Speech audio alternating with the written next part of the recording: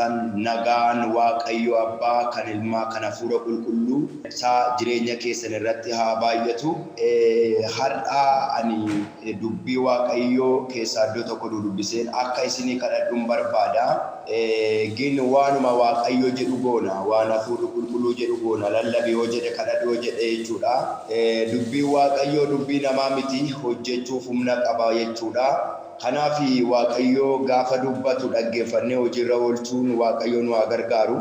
Kutaa macaafa qulqulluu keessaa mootota isa duraa boqonnaa 18 lakkoofsa 7 akkana jedhee dubbata. Obaadiyaan utuu adeemaa jiru Eeliyaas wajjin walitti hin dhufan.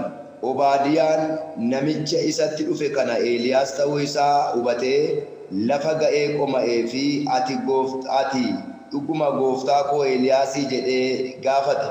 Eeliyaas immoo eeyyee ana dhaqiitii Eeliyaas as jira jedhii gooftaa keetti himi jedhee deebiseef. Kadhannu. Gooftaa keenya taatee bara hundumaa kan jiraattu waaqayyo waaqa jaalalaa, hafuura kee dinqisiisaa fi humna kee dinqisiisaadhaan karaa keenya adeemsa keenya hafuura keenya tiskitee hamaan kam qorumsi kam gidiraan kam lubbuu keenyaaf foon keenyatti akka hin buune ati kattaa keessa amanamaa keessa dhodhoskiteetta. Maqaa Yesuus Kiristoosiin galanni siif haa ta'u. Baay'een rafanii du'anii hafanii, baay'een milkaa'uuf manaa ba'anii liqinfamanii hafanii. Ati garuu karaa keenya qalbii keenya jireenya keenya milkaa'ina kee keessatti tiskite. Maqaa Yesuusiin galanni siif haa ta'u. Amma immoo gooftaa dubbii kee dubbachuudhaaf dhaga'uudhaaf fuula kee walitti qabamnee jirra. Dubbii keetti humna kan godhu, dubbii keetti ergaa kan godhu, dubbii keetti yaa waaqayyo gooftaa humna kan godhu hafuura keessa qulqulluu jireenya keenya irratti dhangalaasi. Hafuura kee keessa teenyee dubbii kee dhaggeeffachuu akka dandeenyu maqaa gooftaa Yesuusiin hafuurri kee jireenya keenya irratti haa gadhiifamu. Waldaa kana irratti miseensa waldaa kana irratti geggeessitoota waldaa kana irratti waaqayyo tajaajiltoota tajaajiluu dhufan gubaa'ee waldaa garaagaraa keessaa yaa waaqayyo kutaa kana keessatti argaman waaqayyo guruubii kana kee walitti qabamanii jiranitti ammaa kaasee bokkaan hafuura qulqulluu jireenya isaan irratti kan roobe haa ta'u. Bageetaa በኢየሱስ ስም እና dubbii kee dubbannu maqaa Yesuus dubbiin kee billaadhaa dhaqaa gala mura. Rakkina kan gubu, dhiphina kan gubu, dhibee kan gubu, sodaa kan gubu, yaaddoo kan gubu dubbii keeti. Abiddi dubbii kee maqaa Yesuus qilleensa irratti, lafa irratti, laphee dhalootaa irratti maqaa Yesuusiin boba'uu jalqabu. Abiddiin qulleessa, abiddiin bilcheessa bageetaa በኢየሱስ jireenya keenya irratti kan ta'u makaasee dubbiin abidda kee jireenya keenyaaf ayrigamu. Rakkina kan gubu, sodaa kan gubu, dhukkuba kan gubu amma kaasee jireenya keenya irratti haa gadhiifamu maqaa Yesuusiin. Ana mucaa kee dubbachuuf ulaagaa hin guutu maqaa gooftaa Yesuusiin dubbiin ayyaana kee jireenya keenya irratti haa dabalamu. Arrabni koo hiikamee dubbachuu akka danda'u bageetaa በኢየሱስም abidda dubbii keen arraba koo tuqi. Ijji koo banamee waan haaraa dubbachuu akka danda'u, waan haaraa arguu akka danda'u, waan haaraa dhaga'ee dhageessisuu, argee argisiisuu akka danda'u bageetaa በኢየሱስ ijji hafuura koo kan baname haa ta'u maqaa Yesuus Kiristoos. Taaphaakaatoorraa laadeelee kiraamaa yaanoo taaphiraalaa booyaa Yesuus Kiristoosiif galanni haa ta'u. Sagalee waaqayyoo kutaa hammaa keessaa mootota isa duraa boqonnaa 8 lakkoofsa 7 sagalee jiruun dubbise.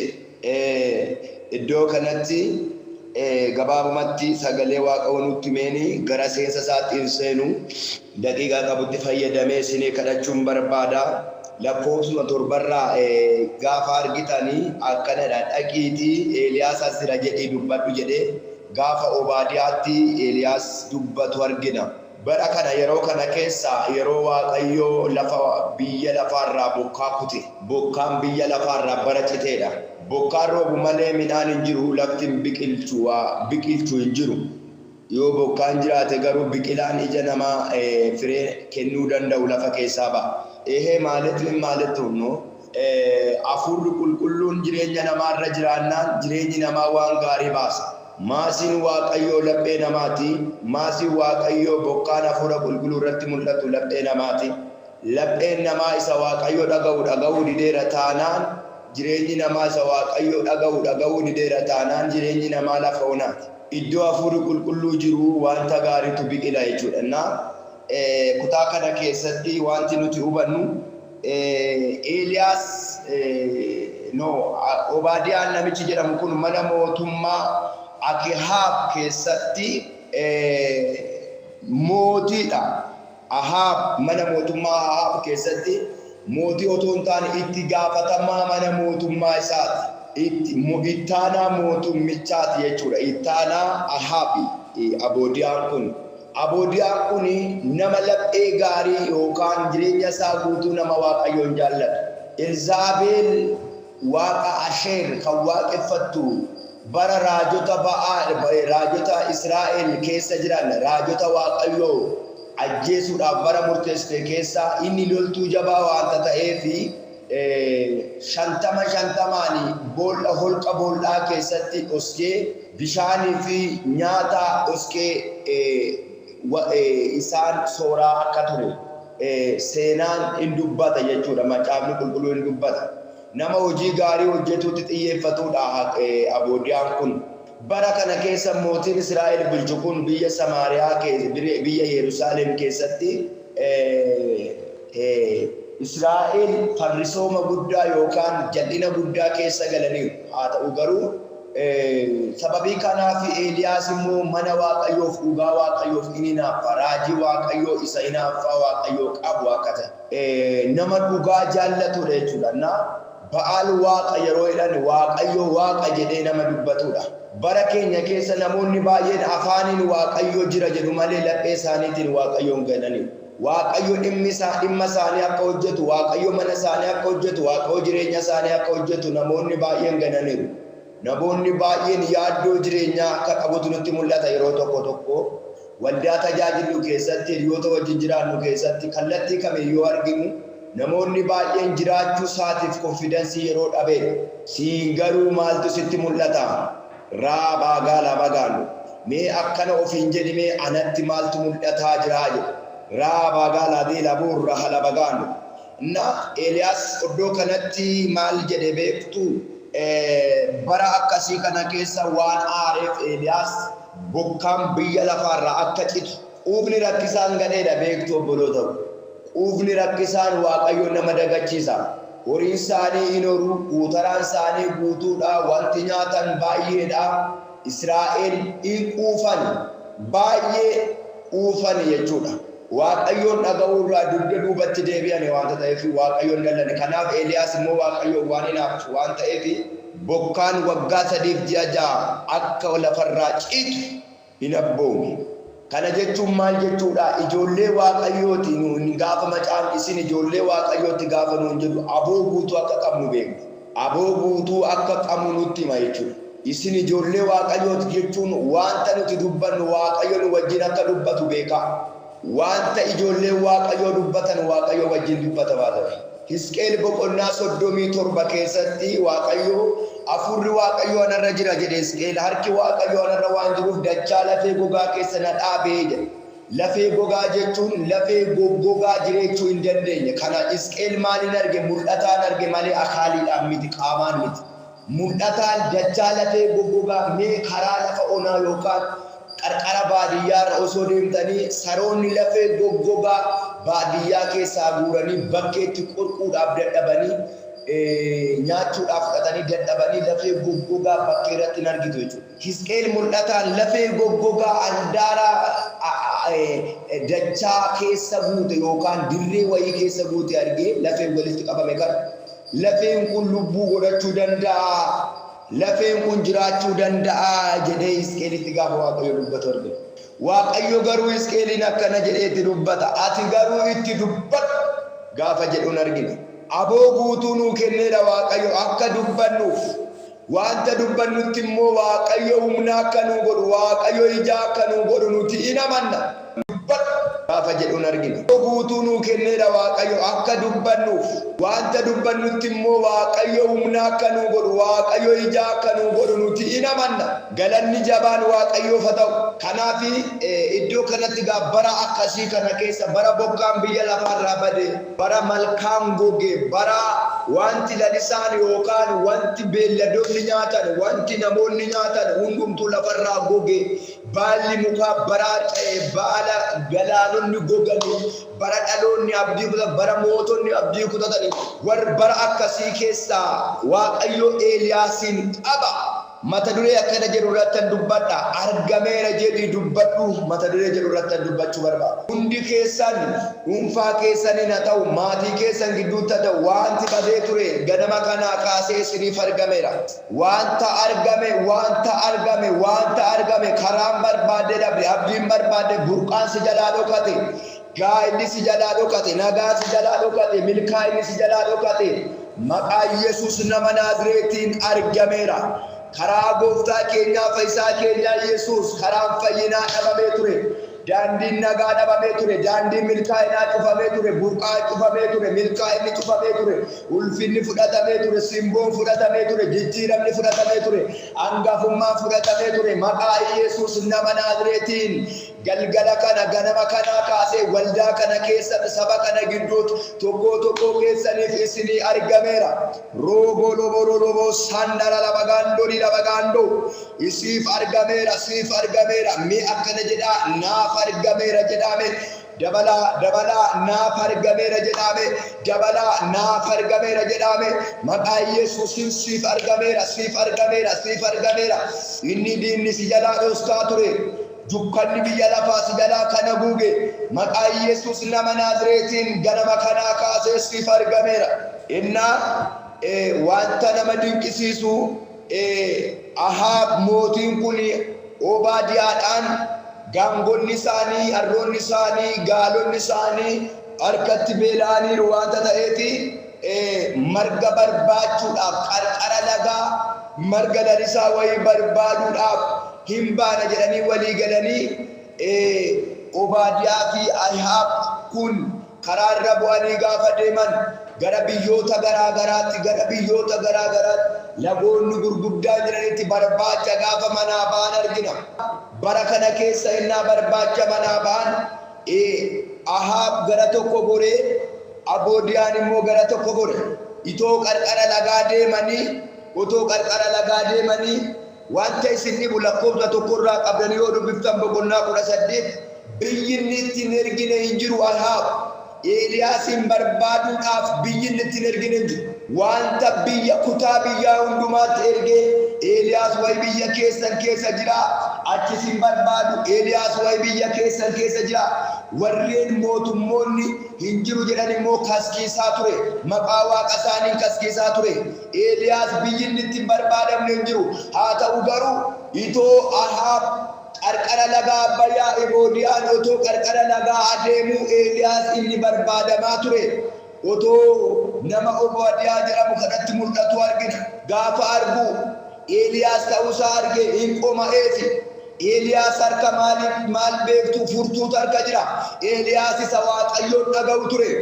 Kadhannaa Eeliyaas Waaqayyo hin dhaga'a. Waaqayyo Eeliyaas nama amantii ture. Nama Waaqayyoof hinaafu ture. Qulfii waa banu isa harka waan tureefi sabni bal'aan Eeliyaasin barbaadaa ture. Eeliyaas amma argamutti bokkaan hin roobu. Eeliyaas amma argamutti furmaan hin argamu. Eeliyaas amma argamutti Israa'el mo'icha hin qabu ture.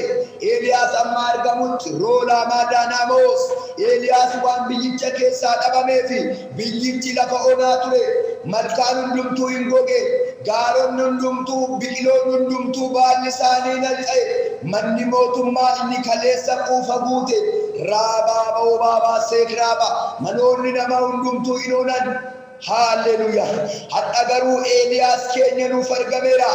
Yesuus Kiristoos mana namaa kan jiisu, laphee namaa kan jiisu, jireenya namaa kan jiisu, boqonnaa kan of irraa qabu, abdii kan of irraa qabu, furmaata dhalootaa kan ta'e Yesuus Kiristoos nuuf mul'ateera. Yesuus Kiristoos nuuf argameera. Yesuus Kiristoos nuuf argameera. Dukkanni kan dura dhaabbanne, galaanni kan dura dhaabbanne, diinni kan dura dhaabbanne, rakkinni kan dura dhaabbanne. Hallelujah. Yesuus Kiristoos nuuf argameera. Yesuus Kiristoos nuuf argameera. Yesuus mana keef argameera. Yesuus qomoo keef argameera. Yesuus jireenya keef argameera. Raabaabaabuu saakabaanii adaalaaboos ifama labsaa labsii kana nuuf irratti labsaa Yesuus Kiristoos naaf argameera jedhame raamaa maamaa wanta diigamutu jira iyya ati iyyitu kanaani hiyaarkoo qaqqabutu jira mee dabalee akka jedhe Yesuus naaf argameera raamaa maamaabaas namoonni amantii qabdan lafa jirtan dhaabadhaa Yesuus naaf argameera Yesuus naaf argameera Yesuus naaf mul'ateera Yesuus naaf argameera Shaparola danabo himbanama balbalike himbanama burqanke himbanama dandinke sigeggeessa waaqayyo harki sigeggeessu dhufeera harki balbala banu dhufeera harki carraatii ta'u dhufeera harki milkaa'ina laabsu dhufeera bageetaa biyyeessus kana booda harka abaaramaan hojjetta miti harka eebbifamaan hojjechuu jalqabda harki waa walitti sii qabu dhufeera harki balbala sii banu dhufeera harki deebuu si baasu dhufeera harki beena si baasu dhufeera raababa sondara labagando na yela baraloba kana booda hinqoma eeti amma lafa ga'utti jilbeenfateeti gooftaa koo ati Eeliyaasii jennaan eeyyee ani Eeliyaasi Raalabo ani Eeliyaasi dhaqii gooftaa kee haa bitti Eeliyaas asira jedhee dubbadhu jedhee gaafa inni itti himu argina galanni Yesuusiif haa ta'u inni immoo lafa inni sin barbaanne jiru kutaa biyyaa keessaa kutaan inni xalayaa barbaacha waa'ee keetiif hin barreessine jiru garuu mootonni hundumtuu si bira jiru ati garuu amma kana eessa turte raamaa maamaa wayi sirkiba habdiidhaan mul'atta dhaloonni sirkatti waa arga mara labagaando bara baay'ee kan dhokatte bara baay'ee kan gadi jette amma immoo yeroo hojjechuuti amma immoo yeroo mul'achuuti waatu sirkatti argama simbootu sirratti argama milkaa'inatu sirratti argama wanta dhaloota quubsu nema labo raga taka bora labagan natti mul'ata kuno wanta akka danqara loosa fakkaatu qixa jilba namaatti sararame afuuri qulqulluun natti mul'isa wantoonni kun innaa tokko tarkaanfattu tokkotu sitti dhufa innaa tokko tarkaanfattu tokkotu sitti dhufa haleluuyaa tarkaanfattee dadhabdee amma muddama keessa kan jirtu qorumsoota baay'ee gaaffii baay'ee dadhabbii baay'ee looko paara labagaanu akka kanatti wanta loosa yookaan danqaraa fakkaatu fuula namoota tokkotti sararamee jiru chaalenjoota baay'ee afuurri qulqulluun natti mul'isa reeba baabuusa waaqayyo har'aa kaasee harka danqaraa kana hurreessaa namoota fuuldura deemu afuurri waaqayyo natti mul'iseeti waaqayyoon akkana naan jedha wanta gaarota sitti ta'ee baroota baay'ee abdii kee mul'ata keessa taa'e harki koo si duraa kaaseedha jedha waaqayyo raamaa gaandoo ergaan kun kan kooti kan jettan danqarichi na duraa cabeera jedhe danqarichi na duraa cabeera jedhe inni eebba kee danqu inni gaa'ila kee danqu inni guddina kee danqu inni sadarkaa guddina kee danqu har'aa kaasee hurraa'eera dura keetii hurraa'eera hojii keessanirraa hafuura keessanirraa mul'ata keessanirraa guddina keessanirraa angafummaa guddina keessanii angafummaa gaa'ila keessanii angafummaa eebba keessanii danqaraan qabee ture amma kaasee hurraa'eera biyyeessuusin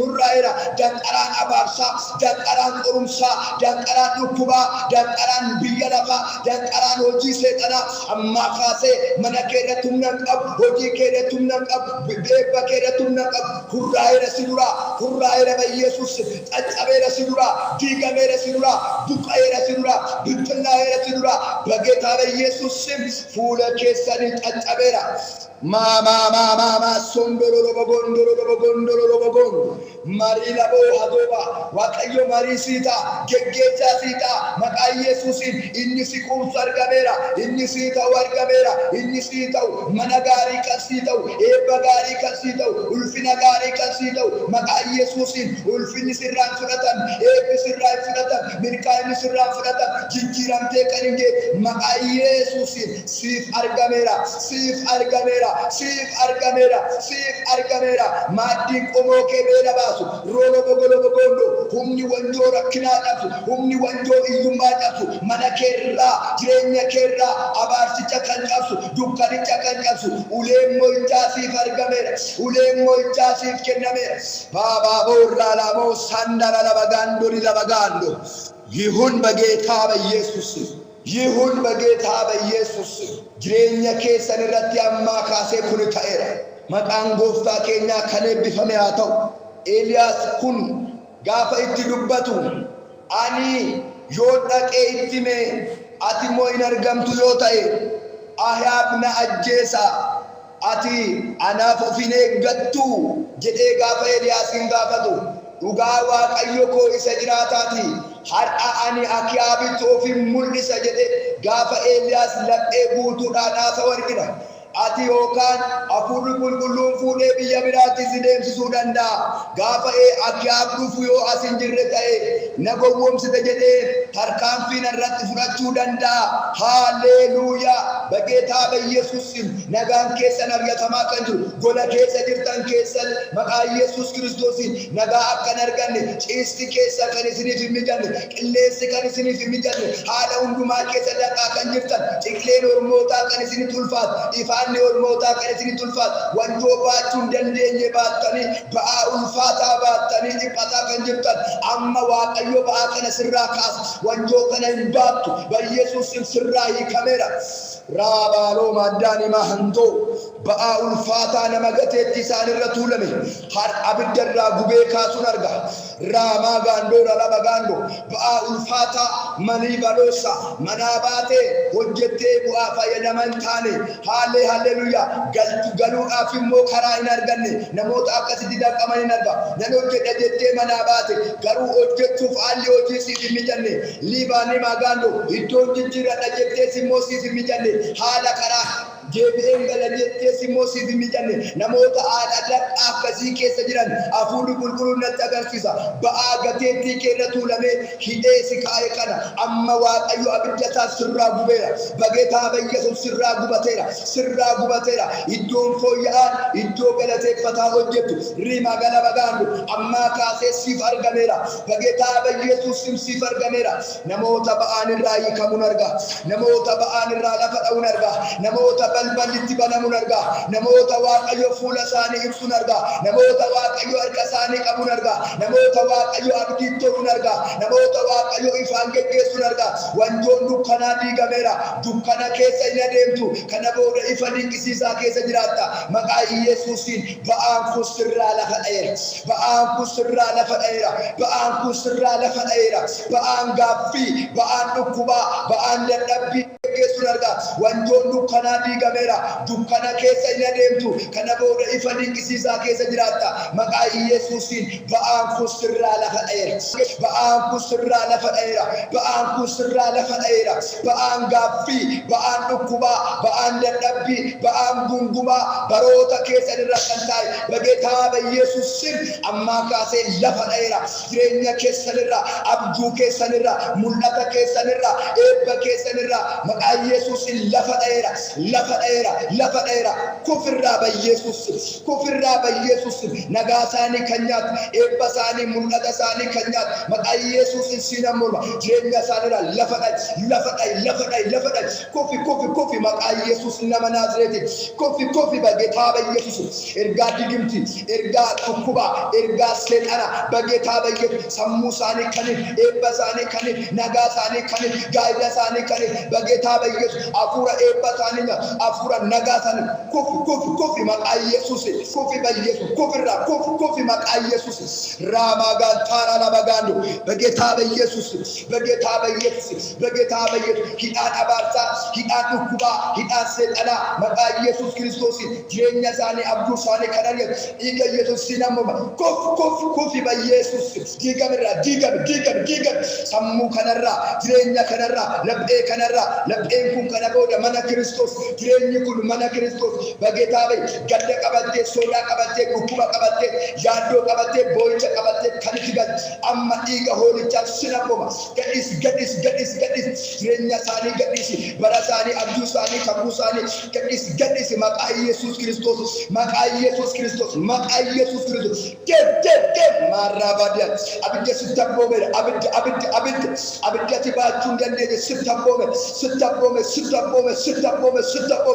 rabano sendere lebegano ukubangarati kangalte yaddo samuti kangalte maqaa Yesuus Kiristoos kaleshira tugarrachira samushira lafeshira maqaa Yesuus nama Naazreeti aadaa kojjeta dhukkubsata kojjeta kangoot boqonnaashi attee kan jirtu nagaashi gammachuushi attee kan jirtu amma qabuun dandeessu bayyesuus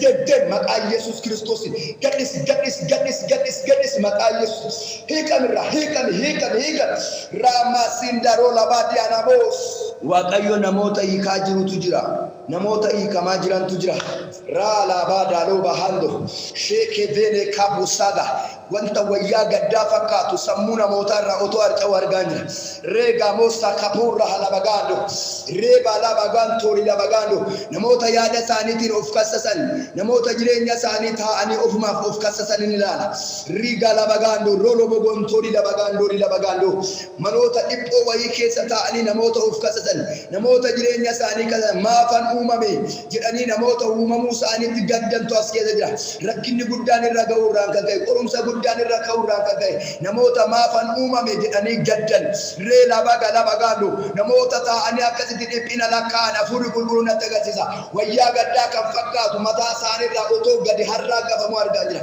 hadhaa kaasee bageetaa Yesuus jireenya keerraa haxxaaseera wanjoo gaddaa wanjoo dhukkubaa wanlooma nama seekaa poora labagaan ree levene meeshalu bagaan toro lobogondoro sirraa diige maqaa Yesuus hadigamu jireenya keessanidha Waaqayyo hadhaa kaasee sammuu kee ibsa laphee kee ibsa karaa kee ibsa Waaqayyo maqaa Yesuus isinirratti haa ta'u mana keessan jireenya keessan abduu keessan irratti wanti gaariin ta'eera maqaa Yesuus Kiristoos sana booda Eliyaas biyyicha keessatti mootichatti mul'ate haleluya furmaata ta'e bokkaatu roobe biyyicha irratti har'a waan dubbadha bokkaan eebbaa jireenya keessatti rooba lafa onaa kee akaawuntii kee one laphee kee one jireenya kee one lafa onaa irra deddeebi'aa kan jirtu baraa hamaa keessa deddeebi'aa kan jirtu bofaan doorsimamaa kan jirtu Waaqayyo har'aa kaasee lafa onaa kee irratti bokkaa eebba biqiltu roobsa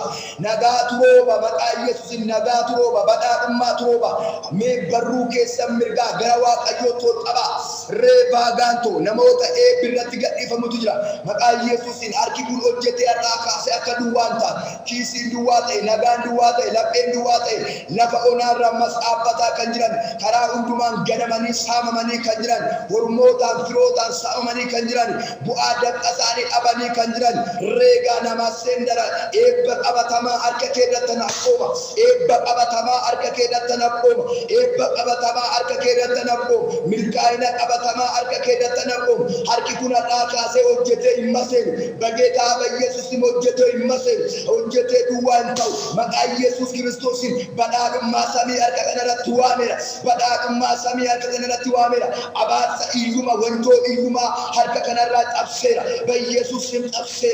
Yesuusin cabseera badhaadhummaa Waaqayyoo harka keessan keessa galcheera ulfii eebbaa bageetaa Yesuusin ulfii eebbaa bageetaa Yesuusin badhaadhummaa Waaqayyoo nama badhaasa badhaadhummaa isaatti rakkina dabalu jedhamee akkuma barreeffame eebba rakkina qabu miti eebba qorumsa qabu miti eebba galata qabu eebba gammachuu qabu maqaa Yesuusin harka kee irratti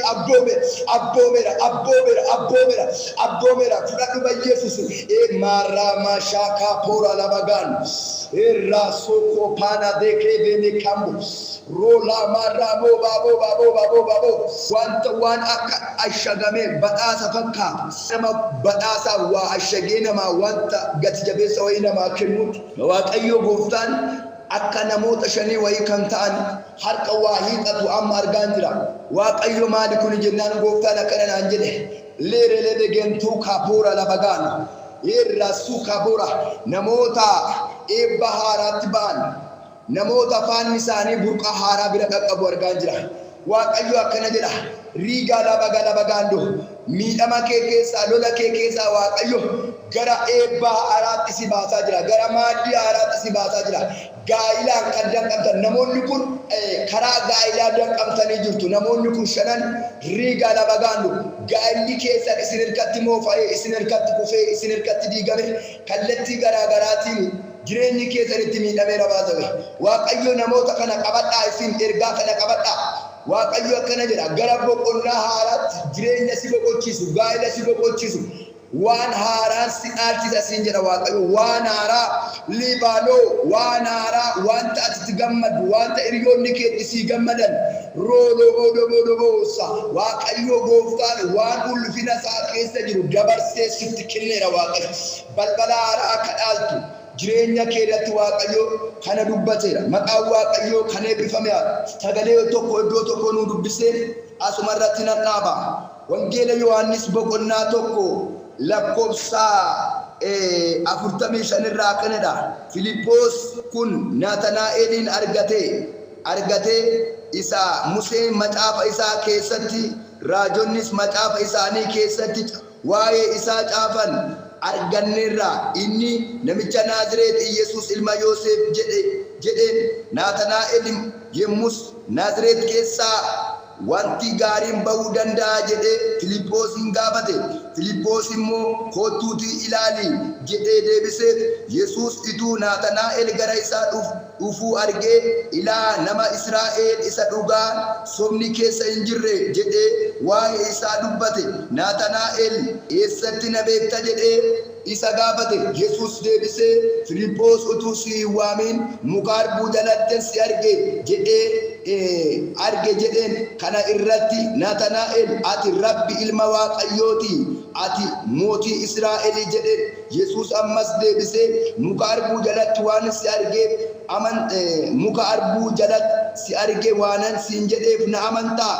Isa kanarra caalu iyyuu arguudhaaf jirtaa jedheen. Haleluyaa. Itti dabalees dhuguma sittan himaa, Waaqa banamaa ergamoonni Waaqayyoo ilma namaarra ituu ol ba'anii gadi bu'anii arguuf jirtaa. Maa seenda kan caalu arguufan jira, isa caalu arguufan jira jedhame isa caalu arguufan jira jedhame. Reegaa laba gaandoo namoonni eebba xiqqoo argitanii, milkaa'ina xiqqoo argitanii itti gammadaa jirtan kan kanarra caalu arguudhaaf jirta. Har'a macaafni keenya inni dhugaan, wangeelli keenya inni dhugaan akkana jedha. Isa dhugaa malee sobni keessa hin jirre inni akkana jedha, kan kanarra caalu sin agarsiisa, kan kanarra caalu arguuf jirta. Ulfina kanarra caalu, eebba kanarra caalu, nagaa kanarra caalu. Naatanaa'el akkana jedhee abdii kutadha, sinjibee Naazreet keessaa wanti gaariin bahuu hin danda'u jedhee gaafa abdii kutatu, Filiphos immoo kottuu ilaali. Inni ulfii namoota of harkaa qaba, abdii dhalootatti odeessa. Inni kunoo argameera, isa waa'ee isaa macaafa keessatti Museen barreesse, raajonni kan barreessan amma kunoo nuuf argameera, kottuu ilaali jedhanii gaafa isaan lallaban argina. Maqaan Waaqayyoo bara baraan haa eebbifamu. Kana booda naaf argameera namoonni baay'een kana haasa'u. Wanti caalu harka keessa geetti dhalata, ulfina caalu, eebba caalu, badhaadhummaa caalu waldaa keessan keessatti, mana keessan keessatti, reelaa baadaa namoo wanta gaariitu dhalata, wanta caalutu dhalata. Lafa waa hin dhalata jedhamee hin eegamne riigaa laba gaandoo eebba caalutu dhalata, nagaa caalutu dhalata. Yesuus isin irratti haa ta'u. Namoonni waa'ee maatii keessanii yaaddoftan, waa'ee obboloota keessanii namoonni yaaddoftan, misiraachoo sitti hafuura qulqulluun guutame. Akka ati yaaddofte sana miti. Waaqayyo waan gaariitti si jijjiira. Adeemsa maatii kee, adeemsa obboloota kee, adeemsa qomoo kee hundumaa isa sittiin toliinsa. Waaqayyo gara gaariitti si geeddareera. Waaqayyo gara gaariitti si geeddareera. Labsii hamaa sana gara gaariitti si geeddareera. Raagaa laba gaandoo namoonni kasasamaa jirtan maagaan taakreeba eeyyamni keessan kan isin hirkatti gubatee jiru. Paaspoortiin keessan kan isin hirkatti gubatee jiru. Kallattii garaagaraati. Riiga danqama keessa kan jirtan Reekama seekraada manni keessa jirtan kan isin hin mijanne iddoon isin hojjettan kan isinitti hin tolle misraachoo sitti ma kana booda siisirrata maqaa Yesuus siisirrata maqaa Yesuus siifsirrata inni sirreessu harki Waaqayyoo mul'ateera inni leebaa labagaan tooroloboo shaalabagaan dararabagaan namoota waa sirratuuf argaan jira sirrataa jira siisirrataa jira meenaa sirrataa jira jedhame